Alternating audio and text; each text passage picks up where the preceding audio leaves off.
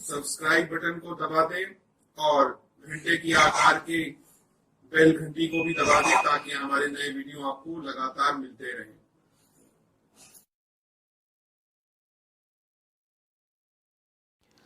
नमस्कार दोस्तों, धर्म रहस्य चैनल पर आपका एक बार फिर से स्वागत है। आज बात करेंगे मृत्यु के बारे में। आज बात करेंगे 33 करोड़ देवी देवताओं के बारे में। इनके बारे में क्या गलतफहमियां हैं और साथ ही साथ ज्ञान की क्या क्या बातें निकल के आती हैं, इन दोनों ही बातों में आज बात किया जाएगा, क्योंकि आज का विषय थोड़ा अलग है। तो सबसे पहले जानने की कोशिश करते हैं कि यमराज, मृत्यु और उनकी सूचना क्या है। ऐसा माना जाता है कि प्राचीन शास्त्रों में इस बात को कहा गया है, यमराज ने अपने एक भक्त अमृत को वचन दिया था कि वे हर किसी की मौत से पहले इसकी सूचना वो भेज देंगे, ताकि लोगों को पता चल जाए कि उसकी जो मृत्यु है वो कब होने वाली, यानी मौत आएगी तो किस तरह आ सकती है, ताकि वो अपने अधूरे काम भी कर सके। एक समय की बात है कि यमुना नदी के किनारे अमृत नाम के एक व्यक्ति रहा करते थे। वह यमन से अपनी मृत्यु टालने के लिए दिन रात पूजा किया करते थे। वो खुद से मौत को दूर रखना चाहते थे। तो वह अमृत की जो तपस्या थी उससे प्रभावित होकर के एक दिन यम देवता वहाँ प्रकट हो गए। अमृत ने यमराज से अपनी विमरता के लिए वरदान मांगना चाहा, लेकिन यम ने इसे देने से इनकार कर दिया। यम ने कहा कि जिससे जन्म लिया है उस दिन एक उसका मरना निश्चित है, यही सत्य नियम है और इससे कोई भी नहीं बच सकता है। लेकिन जब मौत के मेरे बिल्कुल करीब हो तो मुझे पता चल जाए और परिवार के कुछ लोगों के लिए प्रबंध कर सकूं। तो इस बात को सुनकर के यमराज ने अमृत की बात को मानकर मौत की पूर्व सूचना देने का उन्हें वादा कर दिया। दरअसल यम ने इसके बदले में अमृत से कहा था कि वह भी वादा करें कि जैसे ही उन्हें मृत्यु का संकेत मिलेगा वह संसार से विदा लेने की तैयारी करना शुरू कर देंगे। इतना कहकर वहां से यम देवता अपने घर की ओर लौट गए। तो धीरे धीरे साल बीतते गए और अमृत ने यम के वादे को आश्वस्त होकर सारी साधना छोड़कर विलासितापूर्ण जीवन जीना शुरू कर दिया। मौत की अब उसे जरा सी भी चिंता नहीं रही। अब वो धीरे धीरे अमृत के जब बाल सफेद होने लगे, कुछ साल बीते और उसके दांत भी टूट गए, उसकी आंखों की रोशनी भी कमजोर हो गई। अब तक यम का कोई संदेश नहीं मिला था। इसी तरह कुछ साल और बीते और अमृत बिस्तर से उठने की हालत में भी नहीं था। एक दिन अमृत ने अपने सामने यम को देखा और चौंक गया। वह बेहद परेशान हो गया। उसने परेशान होकर यम में को खत ढूंढना शुरू कर दिया, पर ऐसा कोई पत्र भी उन्हें नहीं प्राप्त हुआ। जैसे ही अमृत यमलोक पहुंचा तो उसने यम को मुस्कुराते हुए देखा और यमराज पर धोखे का आरोप लगाने लगा। अमृत ने कहा कि आपने मेरे साथ धोखा किया है, आपने अपना वादा नहीं निभाया है। आपने वादा किया था कि आप मुझे मौत से पहले संदेश भेजेंगे, लेकिन मुझे कोई संदेश नहीं मिला है। कुछ देर अमृत की बात सुनने के बाद यमराज ने बड़े ही शांत भाव से उसकी बातों को कहा और समझा कि, लेकिन उसके बाद उन्होंने उस चीज के बारे में कहने का अपना वार्तालाप शुरू किया और उन्होंने कहा कि मैंने तुम्हें 4 संदेश भेजे थे, लेकिन तुम्हारी विलासितापूर्ण जिंदगी और तुम्हारे इस तरह की सोच ने तुम्हें अंधा बना दिया था। यमराज ने कहा तुम बेवकूफ थे जो तुम्हें लगा कि मैं तुम्हें पेन से कागज पर लिखकर संदेश भेजूंगा। शारीरिक अवस्थाएं ही मेरी पेन है और समय मेरा दूत होता है। यानी कि शरीर जो है वो एक आपके लिए पेन की तरह था और समय यानी कि टाइम जिसे कहा जाता है वो मेरा दूत मानिए। तो जब तुम्हारे बाल सफ़ेद हो गए थे तो यह पहला संकेत था। जब तुम्हारे सारे दांत टूट गए तो मेरा यह दूसरा संकेत था। और तीसरा संकेत तब हुआ जब तुमने अपने आँखों की रोशनी खो दी। और चौथा संदेश जब तुम्हारे शरीर के सभी अंगों ने काम करना बंद कर दिया, लेकिन तुम इनमें से किसी संकेत को समझ नहीं सके और अपने घर के सारे अधूरे ही काम तुमने छोड़ दिए। यानी कि पहला संकेत बालों का सफ़ेद होना, दूसरा संकेत दांतों का गिरना, तीसरा संकेत ज्ञान इंद्रियों का कमजोर पड़ना और चौथा संकेत कमर का झुक जाना होता है। इसका मतलब क्या है? इसका कारण यह है कि हर व्यक्ति के सामने जो ईश्वर है या यूं कहिए कि यम है, वो अपना संदेश भेजते हैं कि तुम्हारी मृत्यु का समय अब नजदीक आ रहा है और इस कारण से तुम्हें तैयार रहना चाहिए और अपने जीवन के अच्छे कामों को करने की सोचना चाहिए, बुरे कामों से दूर रहना चाहिए। इसीलिए हमारे धर्म में भी 4 प्रकार के आश्रम बनाए गए थे, ब्रह्मचर्य, गृहस्थ, वानप्रस्थ और अंतिम तो जो होता है वो संन्यास, ताकि चौथी अवस्था में व्यक्ति पहुंचते ही ये जान ले कि अब उसे केवल मोक्ष के बारे में सोचना है और जिंदगी के सारे कामों को छोड़ करके केवल ईश्वर भक्ति करनी है। लेकिन इन संकेतों को समझने के बावजूद भी मनुष्य दिन जिंदगी भर कर्म करता रहता है और अपने केवल शरीर को ही उसके ही निमित्त कर्म किया करता है और बाद में मोह माया में अपने परिवार और अपने बच्चों के लिए कर्म किया करता है, लेकिन स्वयं और अपनी आत्मा के लिए, अपनी मुक्ति के लिए कभी कर्म नहीं करता है। तो उसे ये हमेशा करना चाहिए, ये कहानी ये बताती है और मृत्यु आने से पहले इसी प्रकार संदेश देती है। इसीलिए मैंने आज इस कहानी को यहाँ पे शामिल किया है, जो कि एक हमारे दर्शक है उनके विशेष इस चीज़ के लिए आग्रह किया था और उनका ही अगला उन्होंने भेजा था कि किस प्रकार 33 करोड़ देवी देवता का संबंध है, उसके बारे में क्या कहा जाता है। तो उसके संबंध में मैं जो अगली कहानी है वो बताना चाहता हूँ या उनके बारे में, चीज़ों के बारे में बताना चाहता हूँ। तो सबसे पहले तो आप ये बात जानिए कि 33 करोड़ देवी देवता हमारे यहाँ प्रसिद्ध है बात, लेकिन 33 करोड़ देवी देवता नहीं होते हैं, 33 कोटि देवता होते हैं। अच्छा, ये बात कि 33 करोड़ देवी देवता फैलाई क्यों गई है वो मैं आपको बताता हूँ। हमारा देश जब सन 1947 को 15 अगस्त के दिन जब आज़ाद हुआ तो अंग्रेजों ने कहा कि इन 33 करोड़ देवी देवताओं को अब इनके भाग्य पर छोड़ देना चाहिए। यानी कि ये हर घर में हमारे यहाँ पूजा होती है, हर घर में अलग अलग पंथ से, अलग अलग तरीके से हम देवी देवताओं की उपासना करते हैं और उन अलग अलग साधनाओं की वजह से हर व्यक्ति, पुरुष या स्त्री, देवी देवता स्वरूप है और वो 33 करोड़ है। तो 33 करोड़ की जनसंख्या 1947 में थी, इसीलिए एक शब्द प्रचलित कर दिया गया 33 करोड़ देवी देवता। हालांकि ये उन्होंने हंसने के लिए हमारे हेतु प्रयुक्त किया था। यानी कि आप ये समझ लीजिए कि जितने भी हमारे हिंदू समाज है या हमारा हिंदुस्तान था वो 33 करोड़ लोगों से भरा हुआ था, इसलिए हर घर में देवी देवता होते हैं। इस कारण से 33 करोड़ देवी देवता के रूप में माने जाने लगा। इसके कारण से ही हमको हंसा भी जाता है कि 33 करोड़ देवी देवता होते हैं और समाज इतना बेवकूफ़ है कि उस चीज़ को उन्होंने सच भी मान लिया और वो आज भी 33 करोड़ देवी देवताओं के नाम से हर चीज़ को समझा करते हैं, जबकि ऐसा बिल्कुल भी नहीं। अब आते हैं वेदों के बारे में। तो 33 कोटि देवता होते हैं, यानी 33 प्रकार के देवता होते हैं। तो इसको जो सबसे पहले हमारे यहाँ जैसे जड़ है, वृक्ष है, प्राणी है, मानव है, पितर है, देवी देवता है, भगवान, ईश्वर, ये सब परमेश्वर का स्वरूप माने जाते हैं। तो वेदों में जैसे ब्रह्मयान कहा गया है वह ब्रह्म है। ब्रह्म का अर्थ होता है फैलना, अनंत, महाप्रकाश। प्रत्येक धर्म में देवी और देवता होते हैं। यह अलग बात है कि हिंदू अपने देवी देवताओं को पूजते भी हैं, जबकि हमारे दूसरे धर्म के लोग उन्हें नहीं पूजते। यह कहना है कि हिंदू धर्म सर्वेश्वरवादी धर्म है, गलत होगा। इसीलिए क्योंकि यहाँ पर चीज़ों को समझा नहीं गया और जनता तक उस चीज़ का गलत प्रचार भी है। तो विद्वान कहते हैं कि हिंदू देवी और देवताओं के 33 कोटि अर्थात 33 प्रकार की श्रेणियां होती हैं। धर्म गुरुओं और अनेक बौद्ध वर्गों उन कोटि शब्द को के भिन्न भिन्न अर्थ है। कोटि को करोड़ के रूप में ले लिया, इसी कारण 33 करोड़ देवी देवता माने गए। वैदिक विद्वानों के अनुसार वेदों में जिन देवताओं का उल्लेख है उनमें से अधिकतर जो है प्राकृतिक शक्तियों के नाम है, जिन्हें देव कहकर संबोधित किया जाता है।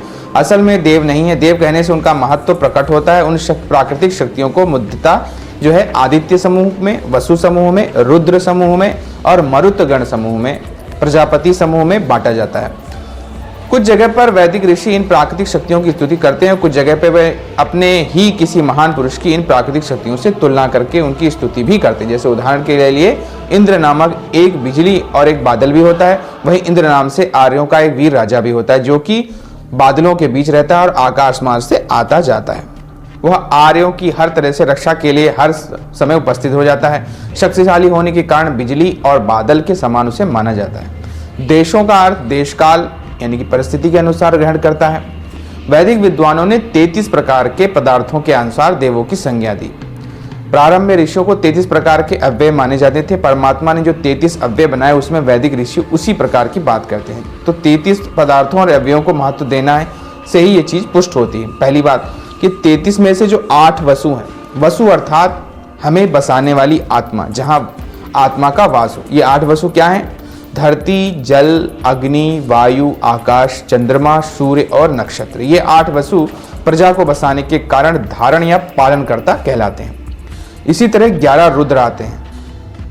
8 वसुओं के बाद 11 रुद्र और जोड़े जाते हैं। तो इसे रुद्र जो है शरीर का प्रतीक या अव्यय माना जाता है। यह अव्यय एक एक करके शरीर से निकल जाते हैं। यह रोदन कराने वाले होते हैं, अर्थात जब मनुष्य मर जाता है तो उसके भीतर ये सभी 11 रुद्र शक्तियां निकल जाती हैं और जिनके निकलने के बाद उसे मृत माना जाता है। तब उसके सगे संबंधी उसके समक्ष रोते हैं। शरीर से निकलने वाले इन रुद्रों के नाम क्या है?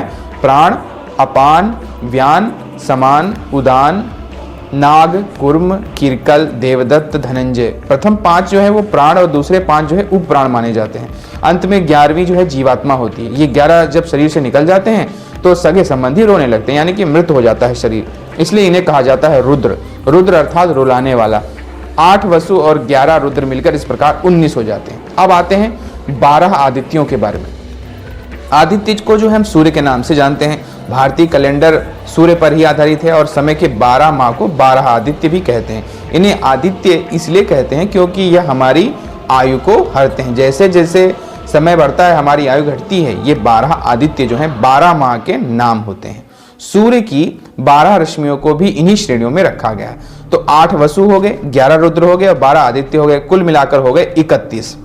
अब 32वीं को जो है इंद्र माना जाता है। इंद्र का अर्थ है बिजली या ऊर्जा। 33वां है यज्ञ अर्थात प्रजापति, जिससे वायु, दृष्टि, जल, शिल्प शास्त्र हमारा जो है उन्नत होता है और औषधियां पैदा होती हैं। ये 33 कोटि अर्थात 33 प्रकार के अव्यय हैं जिन्हें देवता या देव कहा जाता है। देव का अर्थ होता है दिव्य गणों से युक्त शक्ति। हमें ईश्वर के जिस रूप में यह 33 पदार्थ दिए हैं उसी रूप में इन्हें शुद्ध, निर्मल और पवित्र बनाए रखना चाहिए। तो इसलिए इनको 33 कोटि का माना जाता है और ये 33 कोटि से ये कहा जाता है कि भिन्न भिन्न प्रकार की शक्तियां प्रकट होती हैं। करोड़ का अर्थात करोड़ से बिल्कुल भी तात्पर्य नहीं है। मैं बता चुका हूं कि जब हमारे यहाँ अंग्रेज आए थे तो उन्होंने इस चीज को फैलाया और बाद में बताया, क्योंकि वो हंसते थे, वो हंसा करते थे कि इनकी बुद्धि और शक्ति बिल्कुल शून्य है। आज भी वो हमारे यहाँ के ब्रह्मचर्य को कभी नहीं समझ पाए और कभी ना समझ पाएंगे, क्योंकि उनके यहाँ ब्रह्मचर्य पहले ही तोड़ दिया जाता है। तो वो हमारी किसी भी चीज़ पर जब रिसर्च करते हैं तो फेल हो जाते हैं। और हमारे यहाँ पहला नियम ब्रह्मचर्य धारण करना है। जब ब्रह्मचर्य धारण होगा तभी आप शक्तियों से संपर्क कर सकते हैं, उनकी ऊर्जा को अपने अंदर ले सकते हैं।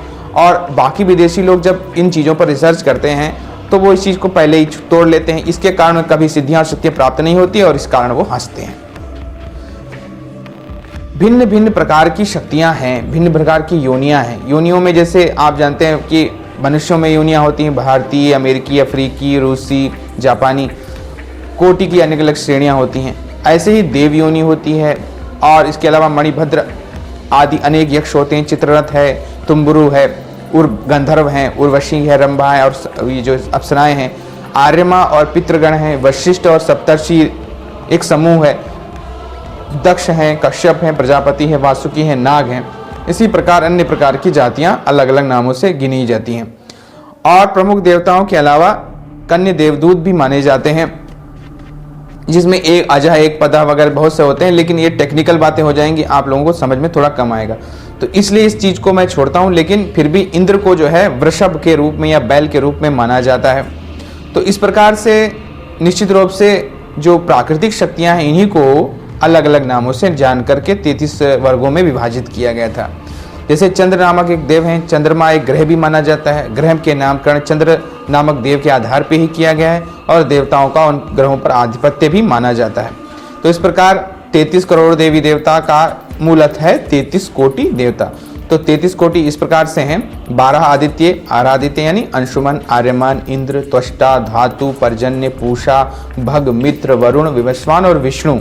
ये हो गए 12 आदित्य। 8 वसु कौन हो गए? आप, ध्रुव, सोम, धर, अनिल, अनल, प्रत्यूष और प्रभाष। और 11 रुद्र कौन से हो गए? शंभु, पिनाकी, गिरीश, स्थाणु, भर्ग, भव, सदाशिव, शिव, हर, शर्व और कपाली। 2 अश्विनी कुमार, जिसमें एक नासत्य, दूसरे हैं द्रक्त। और कुछ विद्वान इंद्र और प्रजापति की जगह 2 अश्विनी कुमारों को रखते हैं। यही प्रजापति ही ब्रह्मा माने जाते हैं। इसके अलावा अन्य देवता जो हैं उनके बारे में भी जान लेते हैं। तो 49 मरुदगण भी कहलाते हैं। मरुदगण देवता नहीं है, वो देवताओं के सैनिक माने जाते हैं। वेदों में रुद्र और वृष्टि का पुत्र इन्हें कहा गया है। पुराणों में कश्यप और दिति का पुत्र इन्हें माना जाता है। तो मरुतों का एक संघ है जिनमें कुल 108 से भी अधिक मरुदगण सदस्य माने जाते हैं, लेकिन उनमें भी 49 हैं, उनमें भी 7 प्रमुख है मरुद देवताओं के सैनिक माने जाते हैं और इन सभी के गणवेश समान अलग होते हैं। तो वेदों में मरुदगण का स्थान जो है अंतरिक्ष लिखा गया है। उनके घोड़े जो हैं प्रसिद्ध नाम से उनको जाना जाता है। तो मरुतों के भी भिन्न भिन्न प्रकार हैं, जैसे आवह है, प्रवह है, संवह है, उद्दह है, विवह है, परिवह है और परावह है। यह वायु के नाम भी हैं और 7 गण भिन्न भिन्न दिशाओं में विचरण करते हैं।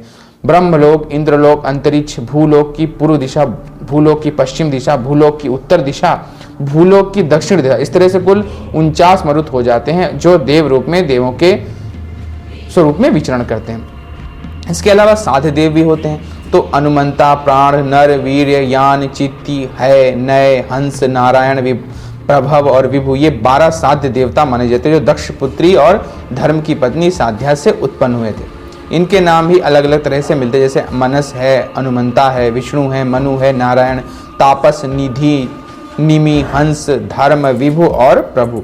इसी प्रकार आभास्वर भी हैं। ये तमो लोक के 3 देव निकाय माने जाते हैं, आभास्वर, महाभास्वर और सत्य महाभास्वर। ये देव भूत, इंद्री और अंतःकरण के वश में करने के लिए होते हैं। इसी प्रकार यामदेव आते हैं। यदु, ययाति देव और ऋतु, प्रजापति और यामदेव कहलाते हैं। इसी प्रकार विश्वदेव आते हैं। तो पुराणों में 10 विश्वदेवों का उल्लेख है जो अंतरिक्ष में एक अलग उनका लोक है। इसी प्रकार एक महाराजिक श्रेणी भी आती है, एक तुषिक श्रेणी आती है। तो 33 देवताओं का एक ऐसा समूह जिसके अंदर मनवंतरों में जन्म लिया हो, अलग अलग मनवंतर यानी एक पूरा कल्प के बाद में। तो श्वारोषित नाम के द्वितीय मनवंतर के देवतागण पर्वत और तुषित कहलाते हैं। देवताओं का नरेश विपश्चित था और इस काल के सप्तऋषि थे ऊर्ज, स्तंभ, प्रज्ञ, दत्तोली, ऋषभ, निशाचर, अखिरवत, चैत्र, किमपुरुष और भी मनु के अन्य बहुत सारे पुत्र। बहुत सारी इस तरह की भिन्न भिन्न तुषित शक्तियों के बारे में भी वर्णन किया गया इस प्रकार। और बहुत सारे अन्य देवता हैं और देवियां बहुत सारी। देखे देवियों के बारे में क्या क्या वर्णन आता है वेदों में। उन्हें दुर्गा कहा गया, सती, पार्वती, लक्ष्मी, सरस्वती, भैरवी, यमी, पृथ्वी, पूषा, अपह, सविता, उषा, औषधि, अरण्य, ऋतुत्वष्टा, सावित्री, गायत्री, श्री, भूदेवी, श्रद्धा, सची, दीति, अदिति और 10 महाविद्याएं। तो ये सब अलग अलग प्रकार की शक्तियां और सामर्थ्य हैं और इन अलग अलग देवताओं की कोटियां अलग अलग हैं, लेकिन जो मूल है वो 33 कोटि देवता माने जाते हैं जिनका वर्णन मैंने आपको पढ़ के बताया था। तो इस चीज को समझने की जरूरत है कि कौन क्या है और क्या क्या नहीं है। और इसमें बिल्कुल भी भ्रमित होने की आवश्यकता नहीं है कि 33 करोड़ कोई नहीं, ऐसी संख्या कोई है ही नहीं। 33 करोड़ केवल अंग्रेजों के द्वारा कहा गया था उस समय, क्योंकि हमारे देश की आज़ादी के समय जो हमारी संख्या थी वो 33 करोड़ थी, इसलिए 33 करोड़ देवी देवता के नाम से उनको प्रख्यात किया गया। और जनता भी मूर्ख है, उसी चीज़ को मान लेती है, तो उसी चीज़ के पीछे चलती रहती है। तो जैसे कि आज के ही जनता को देख लीजिए आप कि अब वो आरती में सबसे ज़्यादा विश्वास करती है, जबकि आरती कोई पद नहीं होता, साधारण सा एक उपासना का एक बनाएगी एक पंक्ति सी होती है, जबकि जनता को मंत्र का जाप करना चाहिए, लेकिन मंत्र से वो दूर भागते हैं और डरते भी हैं। तो ये ऐसी बहुत सी चीज़ें हैं कि समाज में क्या प्रचलित है और क्या पढ़ाया जा रहा है, समाज किस चीज़ को देख रहा है और मूल तत्व से कितना दूर है। तो अगर आपको ये वीडियो पसंद आया हो तो लाइक करें, शेयर करें, सब्सक्राइब करें। आपका दिन मंगलमय हो। धन्यवाद।